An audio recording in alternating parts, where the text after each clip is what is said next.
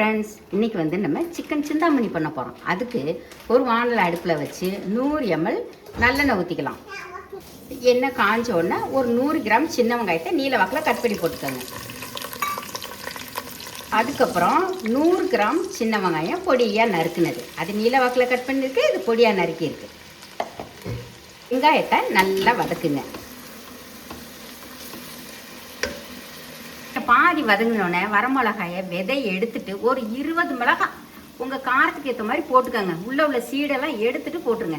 மிளகாயெல்லாம் எண்ணெயில் வதங்கும் போது பார்த்தாலே சும்மா கலர்ஃபுல்லாக இருக்கு பாருங்க. நாட்டுக்கோழி பண்ணுறதா இருந்தால் என்ன பண்ணணும், இந்த வெங்காயம் வதக்குறீங்க இல்லைங்களா, மிளகாயும் போட்டதுக்கப்புறம் அப்பமே போட்டு அதையும் சேர்த்து வதக்கிடணும். நம்ம இன்னைக்கு செய்கிற பிராய்லரு, அதனால் இதெல்லாம் வதங்கினதுக்கப்புறம் தான் போட போகிறோம். நல்லா மஞ்சள் போட்டு கழுவி வச்சுருக்கு சிக்கனை. அதுக்கப்புறம் சும்மா கொஞ்சமாக மஞ்சள் போட்டு பெரட்டி வச்சுருக்கு. வதக்கின வெங்காயத்தில் சிக்கன் எடுத்து போட்டுடலாம்.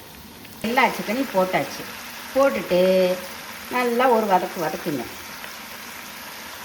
சிக்கன் வதங்கும் போதே இதுக்கு தேவையான அளவு உப்பு போட்டுக்கோங்க.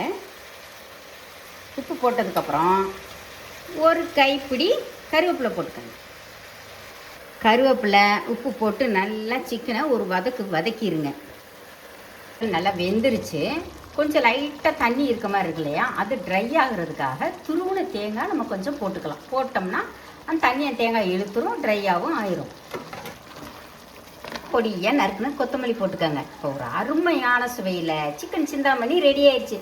கண்டிப்பாக நீங்கள் ட்ரை பண்ணி பார்க்குறீங்க. பார்த்துட்டு எப்படி வந்துச்சுன்னு கமெண்ட்ஸில் சொல்லுங்கள். தேங்க்யூ.